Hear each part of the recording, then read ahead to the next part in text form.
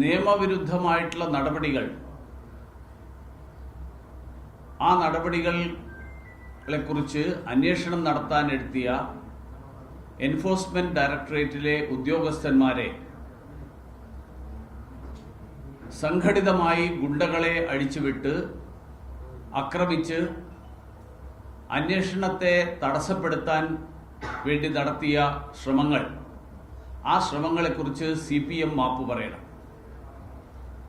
ഇപ്പോൾ ഈ കേസിന്റെ പേരിൽ CPMന്റെ സ്ഥിരം ക്രിമിനലുകളായിട്ടുള്ള ഒരു സംഘം ആൾക്കാരെയാണ് തിരുവനന്തപുരത്ത് ഇപ്പോൾ പോലീസ് അറസ്റ്റ് ചെയ്തിരിക്കുന്നത്.